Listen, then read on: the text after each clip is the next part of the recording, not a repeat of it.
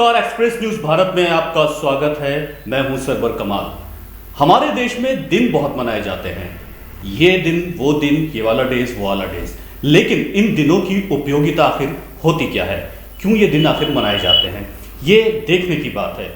अगर ये दिन महज इसलिए मनाया जाए कि खाना पूर्ति हो तो इन दिनों का कोई इस्तेमाल नहीं रह जाता। लेकिन अगर इन दिनों का इस्तेमाल करना है तो वाकई इसके पीछे की क्या चुनौतियां हैं, क्यों ये दिन मनाया जाता है और फिलहाल क्या अपडेशन इन दिनों को लेकर आए हैं जिसके लिए ये दिन मनाए जाते हैं। कल ऐसा ही एक दिन गया, एडवोकेट डे। आखिर एडवोकेट डे क्यों मनाया जाता है ये शायद किसी को नहीं मालूम, और इस पेशे से जुड़ी क्या और चुनौतियां इस पेशे में आ गई हैं ये भी शायद किसी को नहीं पता। वैसे तो वकीलों को कहा जाता है ऑफिसर ऑफ द कोर्ट, लेकिन उनके इस पेशे में क्या चुनौतियां जुड़ गई हैं उसी को लेकर हमारे साथ एक वरिष्ठ एडवोकेट और साथ ही देहरादून बार एसोसिएशन के अध्यक्ष मनमोहन कंडवाल मौजूद हैं। उनसे बात करेंगे क्या चुनौतियां इस पेशे में आ गई हैं। नमस्कार सर, आपका स्वागत है हमारे चैनल पर। कल एडवोकेट डे मनाया गया।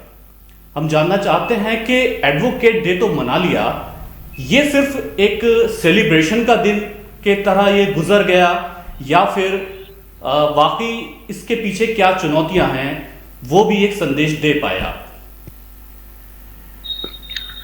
जी धन्यवाद।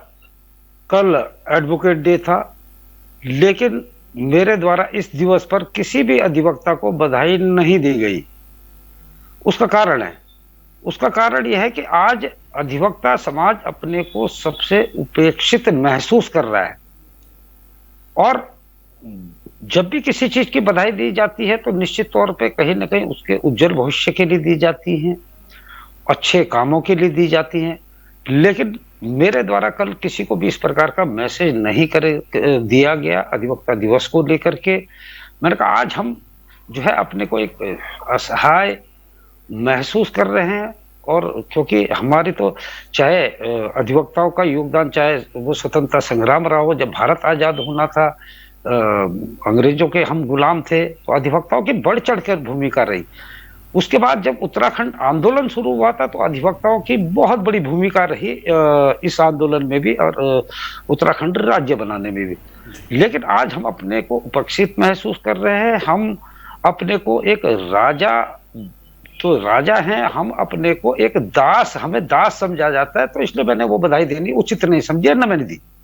कौन समझता है ये दास? आपने लफ्ज का इस्तेमाल किया, दास कौन समझता है आपको?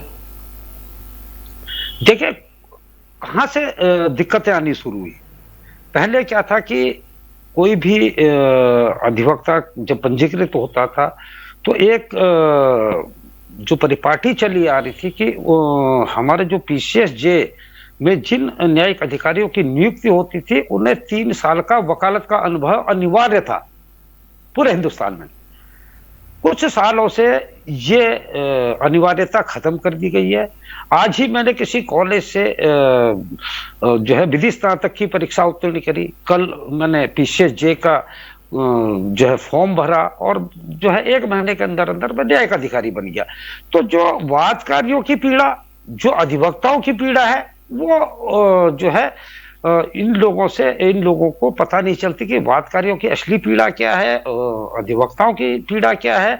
वो अब जब इस पीड़ा को नहीं समझ पाए और वो अधिकारी बन गया तो वो राजा है, और हम एक दास प्रथा जो चली आ रही है, हम उस दास के ही आज एकमात्र वो रह गए हैं। जी, वो जहां तक आपने जो आपकी डिमांड्स हैं, जो आपकी पीड़ा हैं, जो आपकी मांगे होती हैं समय पर, तो कहने का मतलब है कि वो उसको अनसुना करते हैं, ध्यान नहीं देते हैं।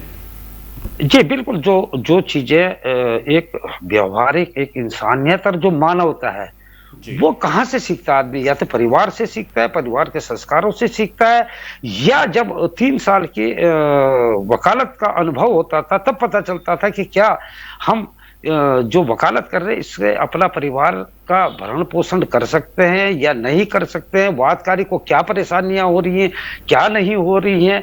आज वादकारियों के कारण ही न्यायालय चल रहे हैं और वादकारियों के कारण ही अधिवक्ता जो है अपना विधि व्यवसाय कर रहा है, क्योंकि वादकारी आता अधिवक्ता पे है, अधिवक्ता ही उसकी समस्या जो है न्याय का, जिसे हम मंदिर कहते थे, उसके समक्ष हम रखते हैं।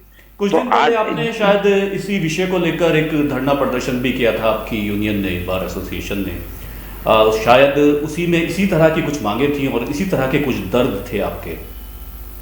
जी, कई चीजें थी। सबसे पहले अपनी इंसानियत, मानवता को ये जागृत करें, क्योंकि जहां भी पढ़ाया जाता है इन लोगों को भी कानूनी पढ़ाया जाता है या हमें भी कानूनी पढ़ाया जाता है, तो कम से कम इंसानियत, मानवता शर्मसार न हो।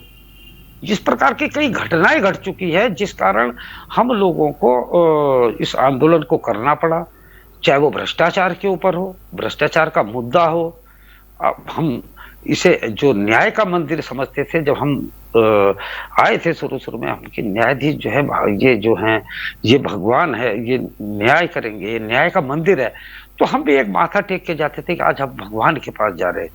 लेकिन हमने 3 मंदिर सुने थे। एक, हम सबसे पहले शिक्षा का मंदिर सुनते थे कि वही शिक्षक सिखाते कि गुरु गोविंद दो खड़े काके लागू पाए, बलिहारी गुरु आपने गोविंद जो बताए, तो गुरुजन हमें शिक्षा देते थे। फिर उसके बाद हम आए भगवान के मंदिर की ओर, क्योंकि गुरुजन ने बताया कि भगवान। फिर उसके बाद न्याय का मंदिर। 3 मंदिर हुआ करते थे। आज तीनों मंदिरों में एक चीज की बड़ी दिक्कत आई है, चाहे वो हम शिक्षा का मंदिर कहें, वहां पे भी बहुत तरीके के रोज रोज अनेकों किस्से, उदाहरण सुनने को मिल जाते हैं। अखबारों में के माध्यम से भी हम पढ़ते हैं या टेलीविजन के माध्यम से भी हम देखते हैं समाचारों में। फिर हम हम भगवान के मंदिर की ओर जाते हैं, तो जब देखते हैं कि भगवान के मंदिर में जब हम गए, चाहे वो किसी मौलवी द्वारा या किसी पुजारी द्वारा या किसी के द्वारा कुछ इस तरह से घटनाएं घटित की गई कि वहां पर भी हमें ये लगा कि नहीं, ये जो हैं, ये जो जिन्हें हम पुजारी कहते हैं, ये लोग बड़े हुए। फिर हम न्याय के मंदिर की ओर जब अग्रसरित हुए, तो न्याय के मंदिर में शुरू में हमें लगा भगवान है, ये जो कर रहे हैं बहुत अच्छा कर रहे हैं। फिर जब देखा कि ये हम जो इन्हें सोचते थे कि ये भगवान है, ये भगवान नहीं, ये पुजारी हैं, और हम भक्तजन हैं, हम भक्तजनों की लाइन में, कतार में खड़े हैं। और ये न्यायपालिका भी इतना वो हो गया है कि जिन्हें आप भगवान समझते थे, ये आप पुजारी हैं। कोई भी वीआईपी आएगा, वीवीआईपी आएगा, तो उसको गर्भगृह के दर्शन भी करा देंगे, उसे प्रसाद अपनी इच्छा से देंगे। और हम जो भक्तजन हैं, और हम लोगों के साथ समस्याएं बहुत अत्यधिक है। हम संविधान से बंधे हुए, मान लीजिए संविधान से न्याय व्यवस्था वीआईपी की तरफ इशारा है, और ये जो जुडिशरी है उसके अधिकारी हैं, उसके जो करते हैं गर्भगृह तक ले जाते हैं, तो ये वीआईपी किसको कहना चाहते हैं आप? किसकी तरफ इशारा है? ये कौन सी टीस है? देखिए, आज सबसे बड़ा जो है कि मैं किसी उच्च न्यायालय में मान लीजिए अधिवक्ता का व्यवसाय करता हूं, और मेरा वहीं से सिलेक्शन हो गया मान लीजिए उच्च न्यायालय के न्यायाधीश के लिए, तो मैं तो वही वकालत करता था। मेरा कौन है, अपना है, कौन पराया है, ये चीजें भी तो देखी जाती है। आज मान लीजिए उत्तर देखें तो यही के जो उम्मीदवार थे, जो यही के रहने वाले थे, वो यही जज बनते हैं। ये अगर पूरे हिंदुस्तान में ये इन लोगों का स्थानांतरण की एक नीति बने, तो तब भी एक उम्मीद की जा सकती है कि हाँ, कि देहरादून जी जी जी मुझे सुन पा रहे हैं आप? हेलो जी हाँ, बताइए। तो वो चीज भी बड़े एक दिक्कत का विषय आया है। दूसरा सबसे अहम मुद्दा यह है कि ये लोग भी संविधान से बंधे हुए, और हर भारतीय नागरिक संविधान से बंधा, हम भी बंधे हुए।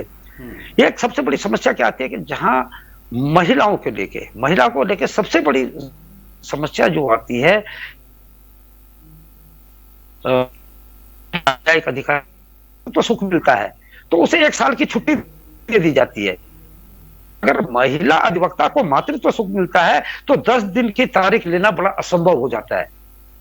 तो कहां समानता रह गई है? महिलाओं में ये समानता नहीं रहेगी। उनके लिए अलग नियम है और अधिवक्ताओं के लिए अलग नियम है।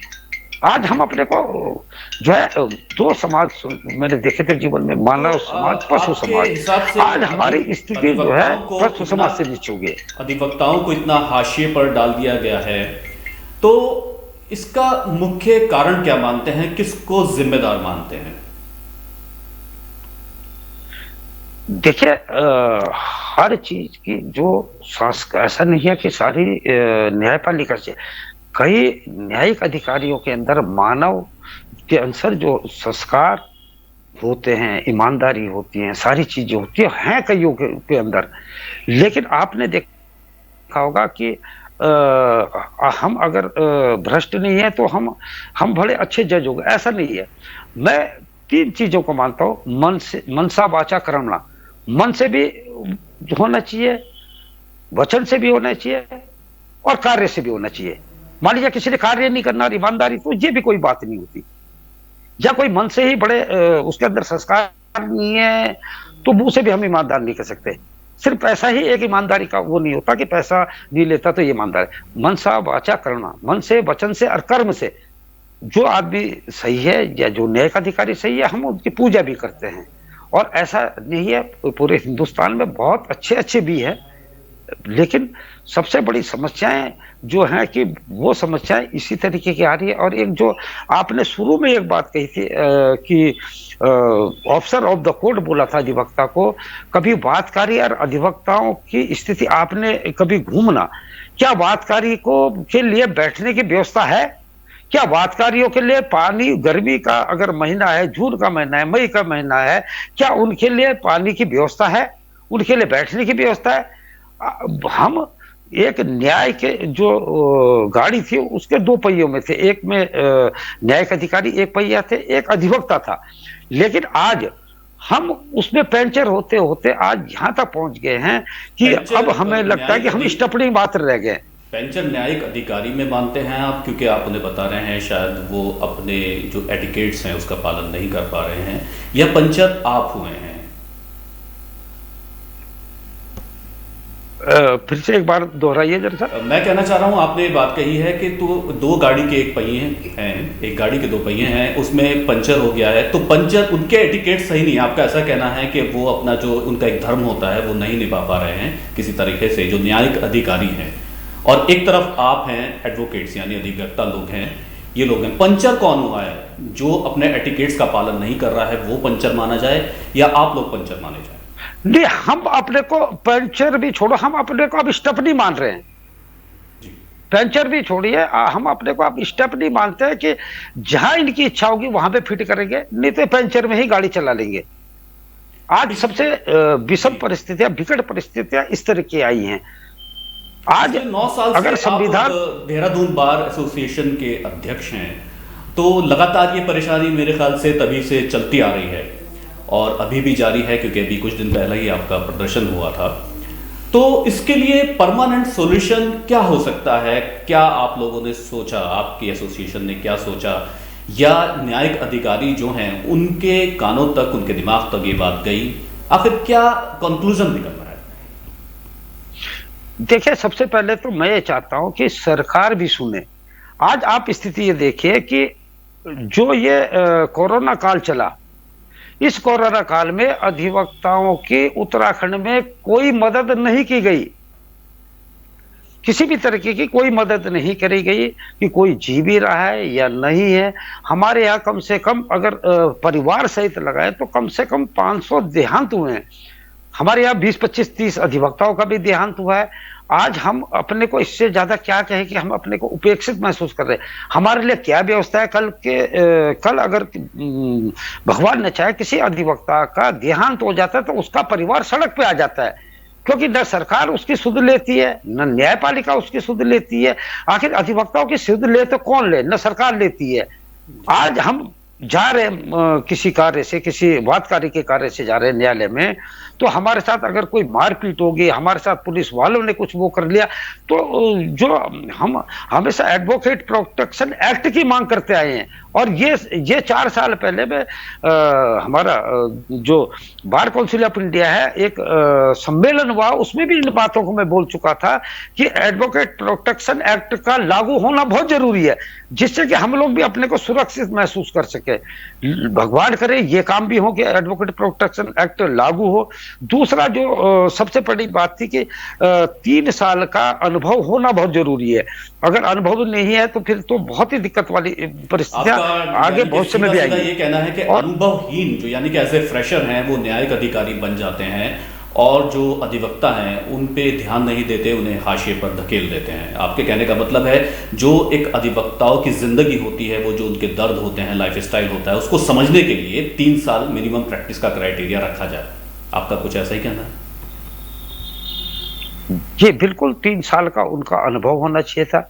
बल्कि जो हमारी हायर जुडिशरी है वो भी आज 7 साल का अनुभव होना उनके लिए नितांत आवश्यकता है, तभी वो एग्जाम दे सकते हैं।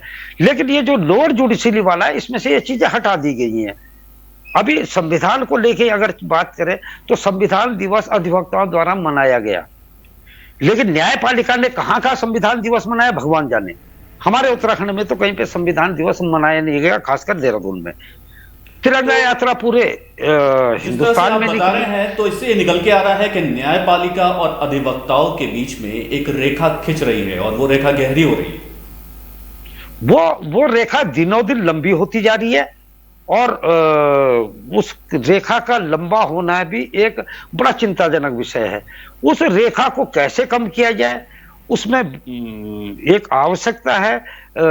हम माननीय हमारे उच्च न्यायालय हैं, वहाँ के न्यायाधीशों का या हमारे जो मुख्य न्यायाधीश महोदय हैं, हम उनका दिल से सम्मान करते हैं। और माननीय सुप्रीम कोर्ट हमारे उच्चतम न्यायालय के जो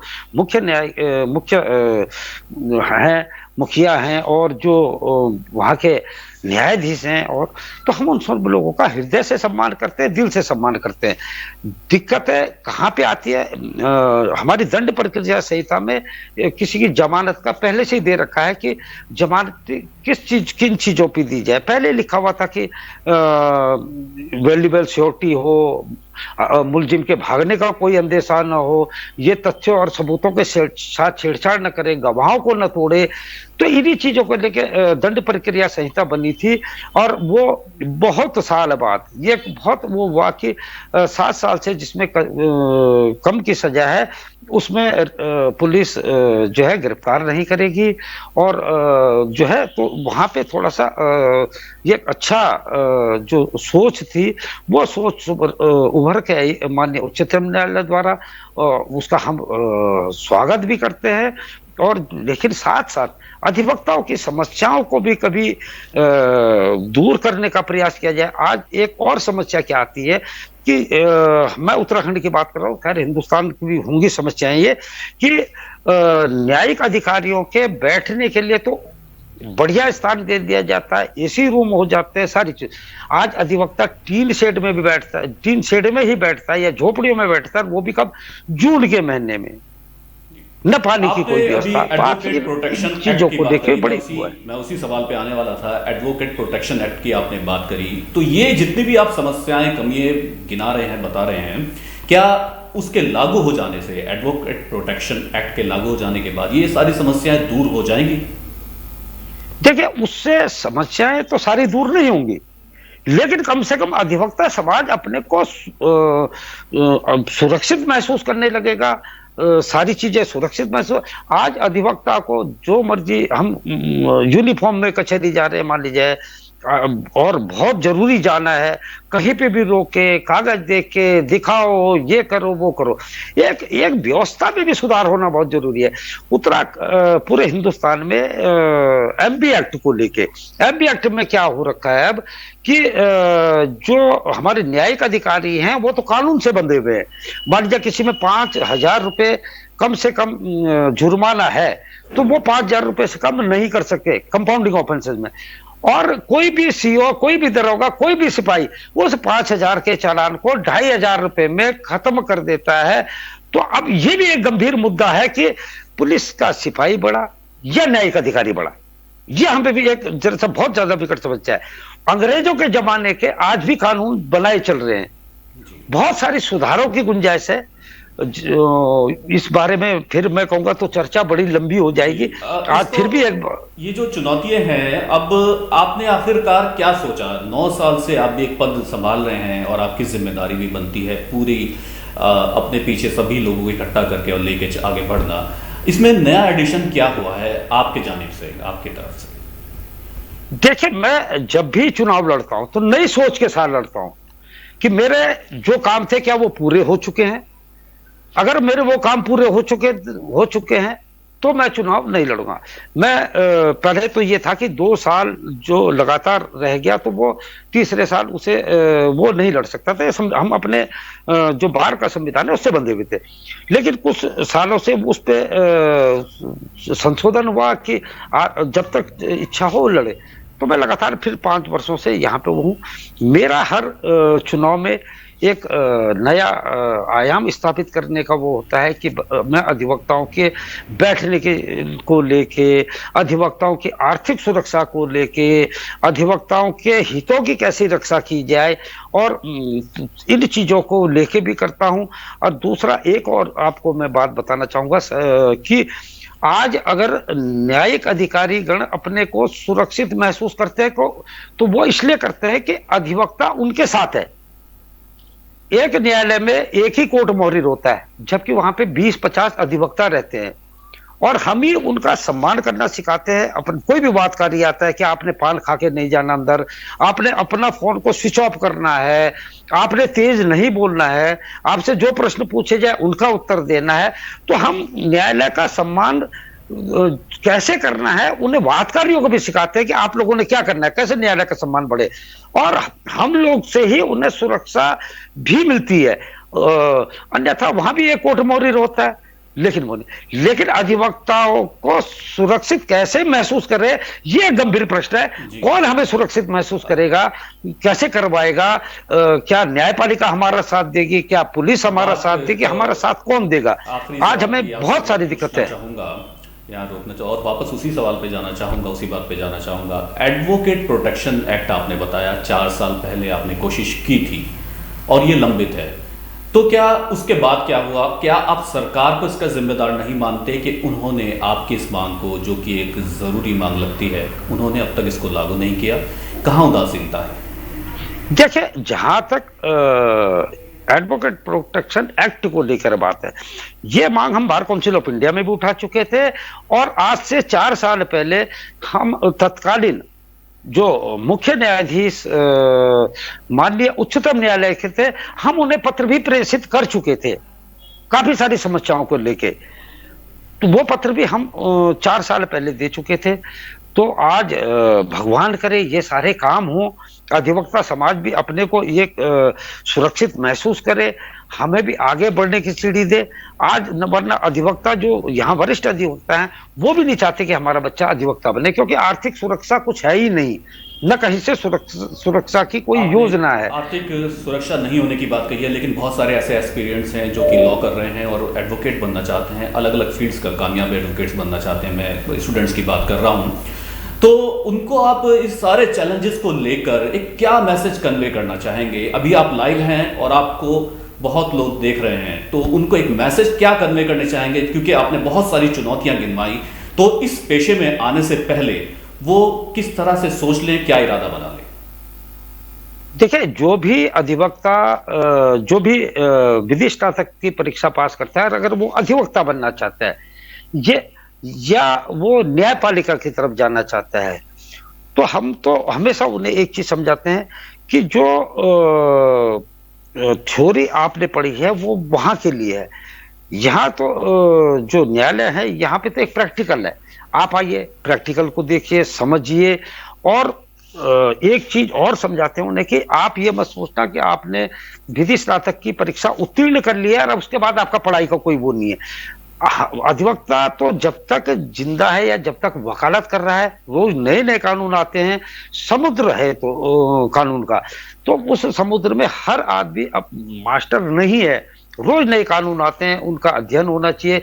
जितनी मेहनत युवा बच्चा करेगा पढ़ाई में, तो इतना जरूर कहना चाहूंगा भविष्य को देखते हुए कि उनकी जवानी भले फाके में गुजरती होगी, लेकिन बुढ़ापा बड़े आराम से कटेगा। जो लोग मेहनती लोग हैं, जवानी कट जाएगी फाके में, लेकिन बुढ़ापा बड़े आराम से कटेगा, तब उसका आपको फल मिलेंगे, सारी चीजें मिलेंगी। जो न्यायपालिका की तरफ जाना चाहते हैं, अग्रसारित होना चाहते हैं, पढ़ाई करनी चाहिए उन्हें भी। और दूसरा सबसे बड़ा है उनके अंदर संस्कार, इंसानियत की, मानवता की, ये संस्कार से अगर वो परिपूर्ण हो, तो मुझे नहीं लगता कि ये एक ऐसा होगा कि हर आदमी इस जो है हमारी वकालत की ओर मुड़े, न्यायपालिका की ओर मुड़े, और न्याय का जो मंदिर है, भगवान करे बहुत जल्दी ये फिर से न्याय के मंदिर में स्थापित हो। तो ये सबसे ज्यादा खुशी तो मेरे लिए होगी। ऐसी कामना करते हैं। और आपने हमारे साथ बात की और अपनी चुनौतियां गिनवाई, हर चीज पर रोशनी डाली। आपका बहुत बहुत शुक्रिया। जी धन्यवाद, नमस्कार। हम इसी तरह के अन्य मुद्दों को भी लेकर आपके साथ जुड़ते रहेंगे और उन मुद्दों को उठाते रहेंगे। देखते रहिए एक्सप्रेस न्यूज़ भारत।